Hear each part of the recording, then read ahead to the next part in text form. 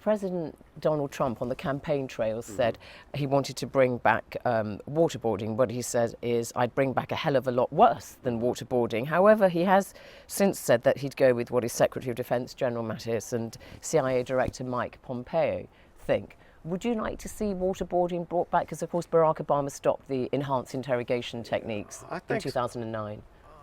I think some form of legal coercion, and let me emphasize the word legal, is apt to be necessary, because at the very top, that handful of people who are people like Khalid Sheikh Mohammed or Hambali or Abu Zubaydah, they're not going to freely give up that information. In fact, this is what I would say, what General Mattis had said was, and I got a lot of respect for the man, but he said, give me some beer and a pack of cigarettes and I think I could get more. Well, that's the rapport building approach. Yeah. Here's the problem with that, is you got to ask yourself, would General Mattis give up information that could potentially get his countrymen killed and disrupt our attacks for a Michelob and a Winston? He's not going to do that, and neither would KSM. The only thing standing between another catastrophic attack from some senior person is whether or not that person is willing to voluntarily provide that information to us. So you feel that because America no longer uses enhanced interrogation techniques, that it's a less safe place? They no longer even can use law enforcement techniques.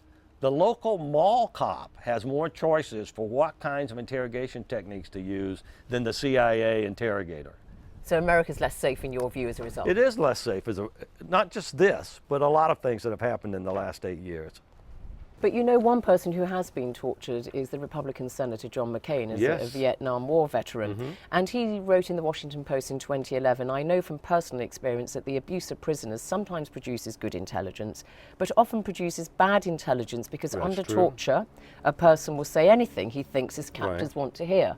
So and we cautioned that's a response to your point, because actually coercion sometimes doesn't yield the right results, does it? They could just say something to stop the torture. Right. If you ask questions that way, that's true. You know, if you ask leading questions and you tell the person or lead the person to believe that the only way they're going to stop that is to tell you what you want to hear, then that you do get that kind of information.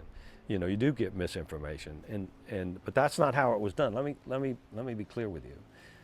What happened is, when the EITs were used, we would say to the person, we want information to stop operations. We know you don't have all of it, but you have some of it, and that's what we want to talk about. And so the point would not be to tell them where we wanted them to go.